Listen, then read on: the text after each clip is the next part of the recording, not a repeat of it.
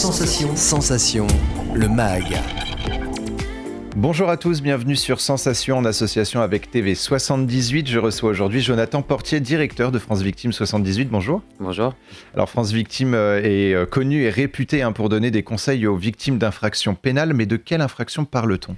Alors l'infraction pénale, c'est assez vaste, ça peut recouper, on va dire, 3 sphères. Les atteintes aux personnes, donc tout ce qui est violence, injures, atteintes sexuelles. Les atteintes aux biens. Vol par effraction, escroquerie, et aussi tout ce qui relève des accidents de la circulation. Alors justement, après un accident de la circulation ou un achat de véhicules neufs ou d'occasion comportant un problème, on peut venir faire appel à vous. Quels sont les droits dans ces situations ? Oui, alors si on prend le premier exemple des accidents de la circulation, souvent on peut recevoir les personnes dans le cadre de la procédure, puisque il y a besoin d'une évaluation du dommage corporel finalement, donc ils voient généralement l'unité médico-judiciaire où on peut tenir une permanence et on peut donner les premières informations sur la procédure pénale, comment elle peut se passer, mais aussi la procédure au niveau des assurances, et orienter au besoin après vers des avocats s'il y a besoin d'une représentation, d'une assistance devant les assurances. Pour les achats sur internet, alors il y a 2 parties. Il y a une partie effectivement pénale, où on peut déposer plainte pour ce type de fait-là, donc nous on va pouvoir accompagner sur ce volet-là.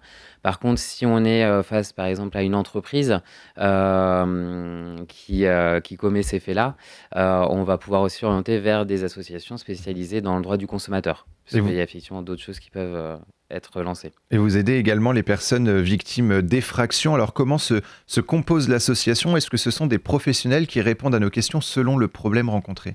Oui, alors du coup, nous, au niveau de l'association, on a des juristes et des psychologues. Donc là, c'est vraiment deux missions différentes. Les juristes vont être vraiment le premier contact, finalement, et les premiers rendez-vous qu'on va avoir pour évaluer la situation, informer sur les droits et accompagner et ou orienter. On a également une équipe de bénévoles qui est spécifiquement formée à l'accueil des victimes, qui va du coup faire ce premier accueil également, qu'il soit téléphonique ou sur rendez-vous. Et pour les bénévoles qui ont aussi le parcours nécessaire, qui peuvent aussi accompagner sur le volet juridique. Et vous avez au sein de France Victime 78 un gros volet concernant les violences conjugales et les violences faites aux femmes. Vous avez d'ailleurs mis en place des groupes de parole. Alors quels sont les objectifs de ces groupes de parole ? Alors le groupe de parole qu'on met en place est spécifique pour les victimes de violences sexuelles.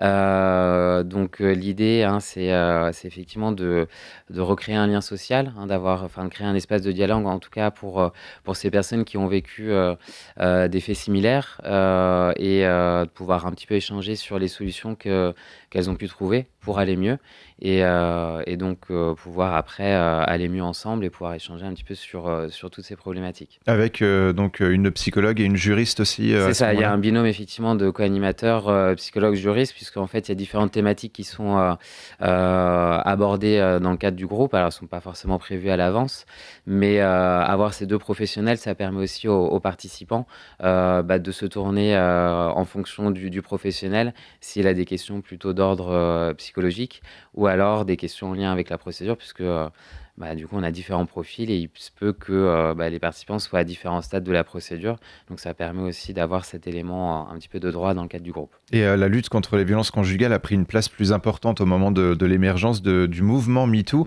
Le mouvement a permis la libération de la parole, notamment de nombreuses femmes. La justice a parfois pris conscience que ces lois n'étaient pas toujours au profit des victimes. Est-ce que finalement les actions autour des violences conjugales sont devenues presque le cœur de vos objectifs au quotidien ? Alors c'est en tout cas une partie qui prend de plus en plus de place, parce que c'est vrai que nous, au niveau de notre association, on prend en charge toute victime d'infraction, donc, dont les violences conjugales, et ça représente entre 40 et 50% finalement du public qu'on reçoit.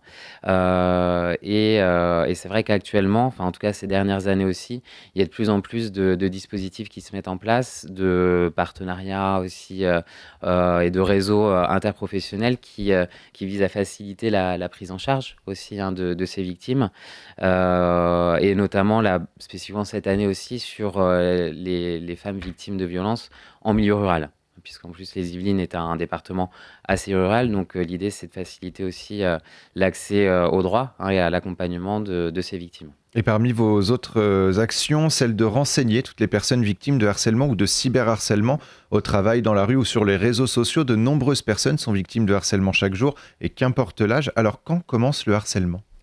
Quoi, en termes d'âge ou Non, non, en à termes partir de... des faits? Voilà, à partir des faits. Il faut que ça soit une action répétée, finalement. Il n'y a pas, un nombre minimum, puisque ça va être aussi l'impact que ça va avoir sur la victime. Puisque Mmh. le harcèlement ou le cyberharcèlement a pour, objectif, via ces actions répétées, d'impacter la victime au niveau de la santé mentale, physique, psychologique. Donc dès qu'il y a un impact, le harcèlement va être constitué s'il y a plusieurs faits. Effectivement, un fait unique, on ne pourra pas parler de harcèlement, mais à partir de 2, 3, oui. Alors on parle en général, quand on parle de harcèlement, c'est par exemple des appels répétés ou des insultes, hein, finalement, sur Mmh. des groupes, etc. Est-ce que le simple fait de rabaisser, finalement, une personne est considéré comme du harcèlement? Oui, oui, oui. Hein, ça fait partie, enfin, c'est de la violence psychologique, finalement, et le dénigrement, les injures, ça fait partie, enfin, en tout cas, ça peut constituer ce harcèlement. On le voit dans différentes sphères, hein, que ça soit dans le milieu, scolaire, le milieu conjugal, intrafamilial. C'est très présent, c'est pas forcément reconnu avant, mais de plus en plus maintenant. Et on en parle également, hein, depuis plusieurs années, le cyberharcèlement, hein, c'est déjà un fait qui existe depuis des dizaines, enfin une dizaine d'années. Là, il se développe finalement Mmh. de plus en plus, même dans les cours de récréation, hein, on a ce cyberharcèlement. Est-ce que les lois sont pareilles entre le cyberharcèlement et le harcèlement? Alors il y a eu des évolutions, mais après l'idée est quand même, la même. La différence avec le cyberharcèlement, hein, c'est que aussi ça a pris une place, en tout cas par rapport à la victime, beaucoup plus grande par rapport au harcèlement entre guillemets, «normal», puisque, le cyberharcèlement en fait va venir, envahir, toutes les sphères, personnelles, amicales, professionnelles, et du coup ça va avoir une ampleur, aussi plus grande, et un risque d'impact pour la victime aussi plus grand. Et que peuvent faire justement les victimes de harcèlement ou de cyberharcèlement pour se Mmh. protéger?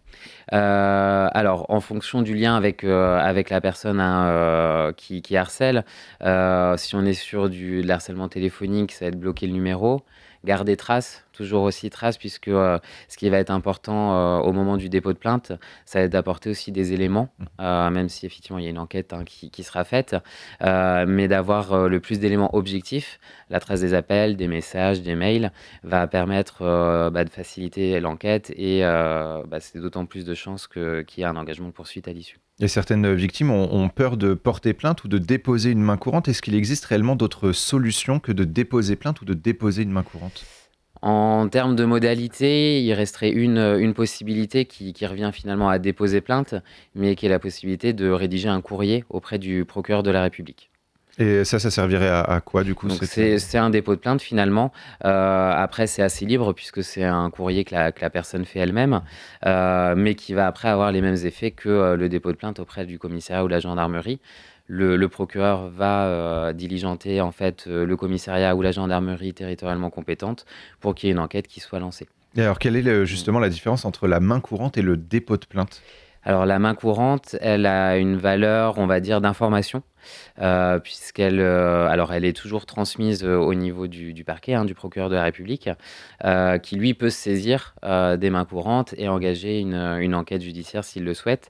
Mais dans la plupart des cas, la main courante en fait, tient lieu de registre un petit peu, ça garde trace finalement de quelque chose qui s'est passé, mais au contraire de la plainte, ça va pas engager une enquête judiciaire. Alors on peut également venir vous voir anonymement, l'accompagnement est gratuit et les conseils également. Comment est-ce qu'on peut prendre contact avec vous? Comment se passe un accompagnement finalement? Alors il y a différentes façons, hein. Ça peut être, sur des permanences au rendez-vous, notamment au niveau du tribunal, parce qu'on tient le bureau d'aide aux victimes, et autrement après avec, un accueil téléphonique au siège de l'association. Donc le numéro c'est le 01 30 21 51 89, ou également par mail à l'adresse contact@francevictime78.fr. Donc plusieurs façons de vous contacter. Merci beaucoup Jonathan Portier d'avoir été avec nous sur Sensation. Donc je rappelle que vous êtes le directeur de France Victime 78. Pour plus d'informations, on peut se rendre sur le site francevictime78.fr. Et pour revoir ou réécouter cette émission, rendez-vous sur notre site, notre chaîne et notre application Radio Sensation.